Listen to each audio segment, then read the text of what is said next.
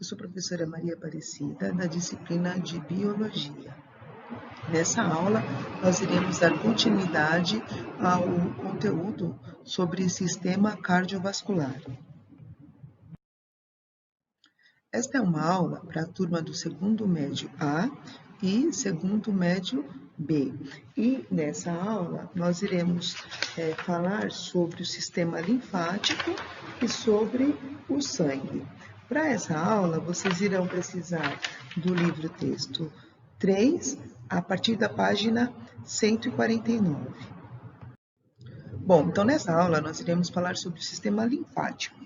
O plasma sanguíneo, que sai do capilar, em sua porção arterial, retorna na porção venosa.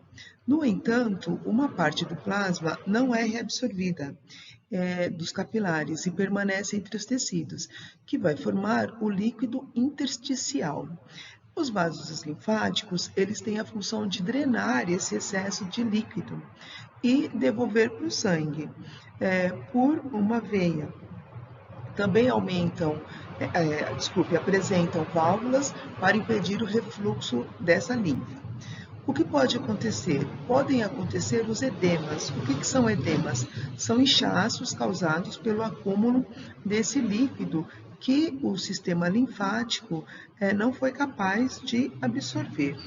Além do edema, pode ocorrer os inchaços, né? Vão formar umas bolinhas, pode ocorrer no pescoço, pode ocorrer na virilha, pode ocorrer nas axilas, que são as ínguas. Então, assim, além da função da drenagem, o sistema linfático ele também é responsável pela absorção de lipídios, vitaminas do trato gastrointestinal e pela resposta imunológica. E o que acontece? Ele vai agir contra micro-organismos ou células anormais, porque ao longo dos vasos linfáticos estão os linfonodos, como vocês podem ver nessa imagem ao lado. E esses linfonodos ou nódulos linfáticos, então a linfa ela vai passar por essas estruturas ricas em linfócitos, né, que são as células produtoras de anticorpos, iniciando uma resposta imunológica. O baço é um órgão feito de uma massa de tecido linfático, é a maior do nosso corpo. Então, durante um quadro infeccioso, é bem comum que apareçam esse aumento desses linfócitos, que são chamadas de ínguas, que são esses inchaços que eu falei para vocês.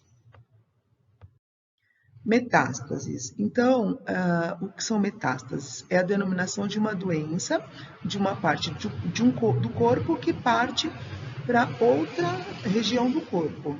E essas células, elas podem ir tanto pelo sistema sanguíneo, né, pelo sangue, através dos vasos sanguíneos, ou pelos vasos linfáticos. Está muito relacionada a câncer maligno, né, tumores malignos, onde a célula comprometida aparece numa determinada região do corpo e pode migrar para outra região. Sangue. O sangue é um tecido. Nós aprendemos sobre sangue no primeiro ano do ensino médio.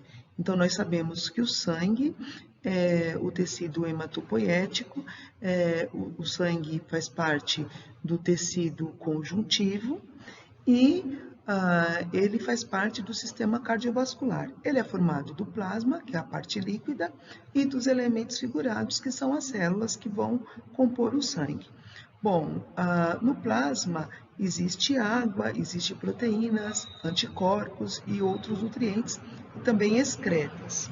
E os elementos figurados são as hemácias, que também são chamadas de eritrócitos ou glóbulos vermelhos, os leucócitos, que são os glóbulos brancos, e as plaquetas, que são os trombócitos. Então, nessa imagem, nós podemos ver as hemácias, como está aqui, os leucócitos que aparecem aqui. As plaquetas ou trombócitos são fragmentos de células. Pessoal, olha que legal. Nos indivíduos adultos, as células do sangue são produzidas pelas células-tronco pluripotentes. Nós aprendemos, no primeiro ano também, sobre as células-tronco embrionárias totipotentes. Então, só relembrando, as células tronco embrionárias totipotentes, elas podem se transformar em qualquer célula, né, de qualquer tecido. Qualquer tecido embrionário. Já no caso dessas células-tronco pluripotentes, elas vão produzir as células do sangue. Esse processo é chamado de hematopoiese ou hemapoiese. Então, assim, existe essas células, a stem cell, que está dentro da medula vermelha, da medula óssea vermelha, e ela é responsável pela produção das células do sangue, que são as hemácias, né, os leucócitos e os trombócitos. Bom, hemácias ou eritrócitos. A função das hemácias é transportar o gás oxigênio e possibilitar, né, as trocas gasosas entre o sangue e os tecidos.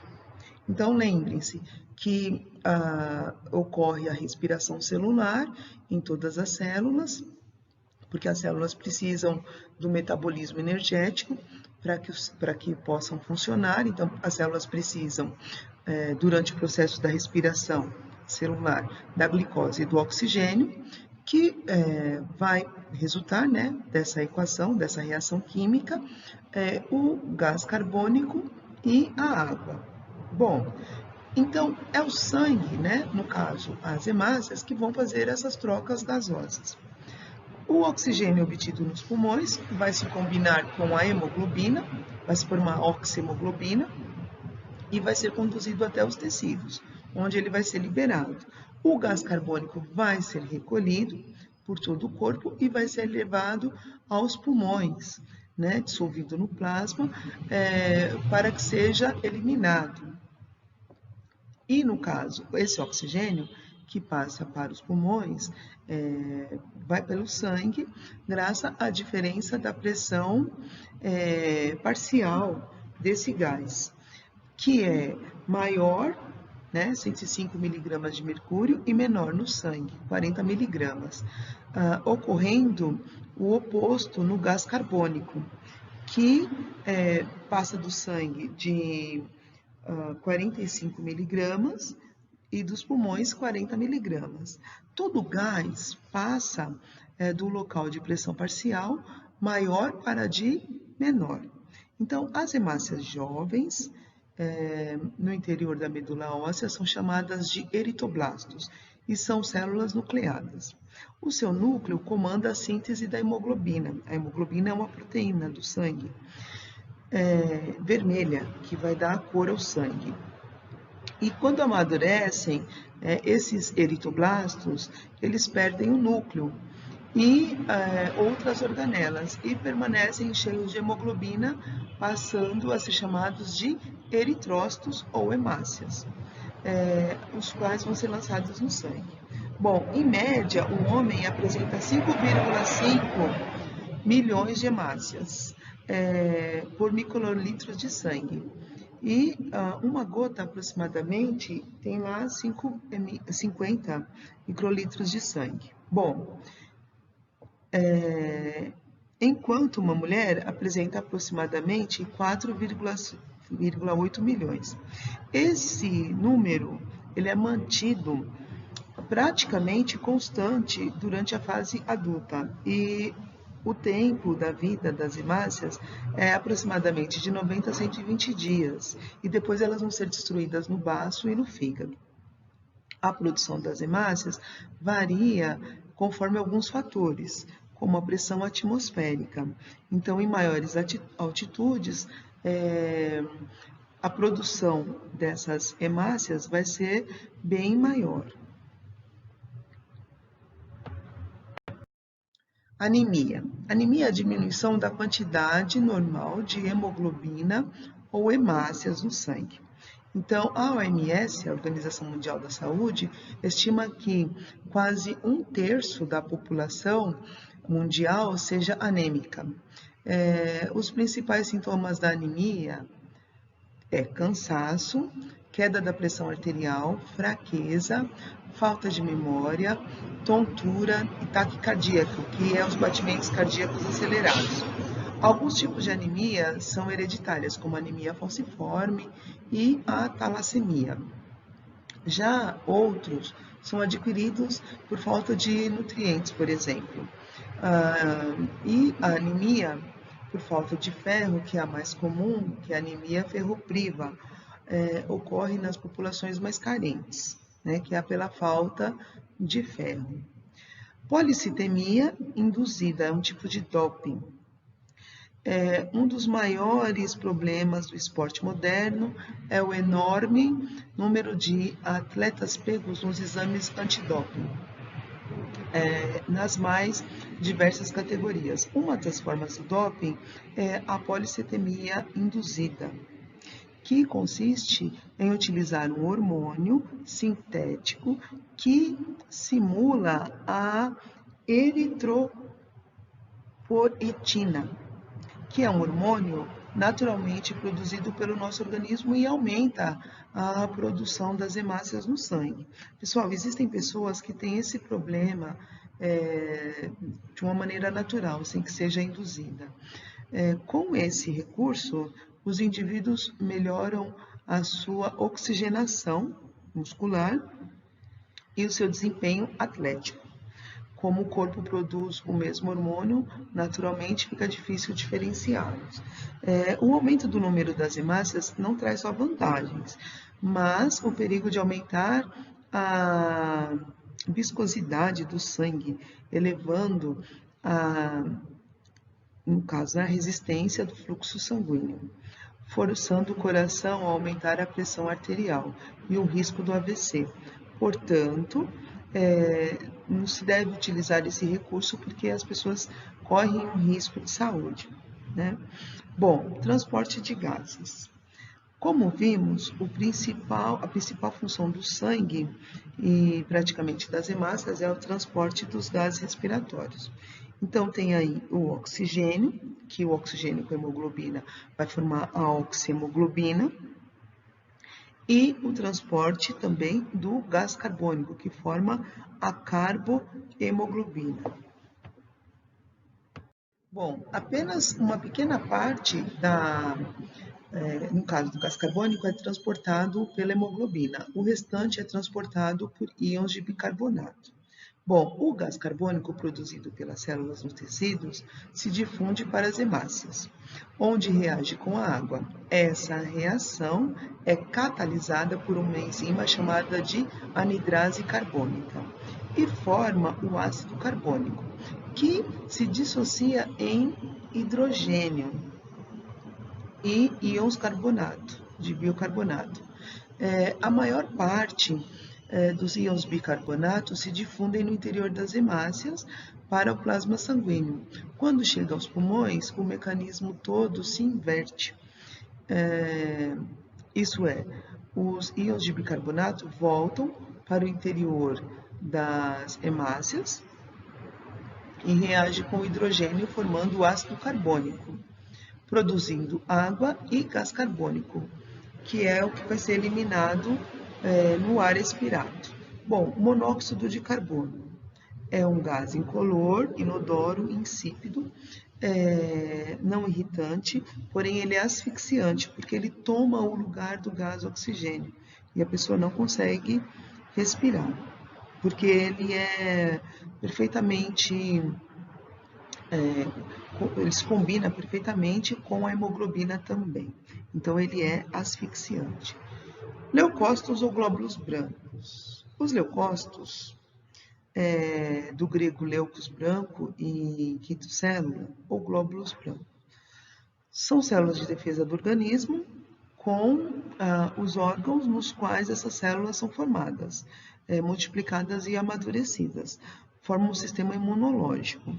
Então, a defesa do nosso organismo, do nosso corpo, pelos leucócitos, ocorre principalmente de duas formas. Os leucócitos especiais, como monócitos, que vão migrar do sangue para os tecidos, onde vão formar, né, os macrófagos. Bom, macro, grande, fagos, comer. Então, vocês já sabem que essa célula é responsável pela defesa fagocitando. E os linfócitos que produzem os anticorpos. Bom, há 3 tipos principais de leucócitos. São o linfócito B, especializado na produção de anticorpos, os linfócitos T, auxiliadores ou CD4, que são moduladores ou controladores da resposta imunológica, e existe os linfócitos T citotóxico ou CD8, que atacam células estranhas a pessoas ou parasitadas por vírus. São os principais responsáveis pelas rejeições dos órgãos transplantados. Trombócitos, que significa coágulo, do grego, ou plaquetas, são fragmentos de células, ou megacariócitos. São formadas na medula óssea vermelha e atuam na coagulação do sangue. A coagulação ocorre quando um vaso sanguíneo se rompe e a plaqueta começa a aderir imediatamente ao local. Além disso, liberam substâncias chamadas de tromboplastina, que inicia uma sequência de reações chamada de cascata de coagulação.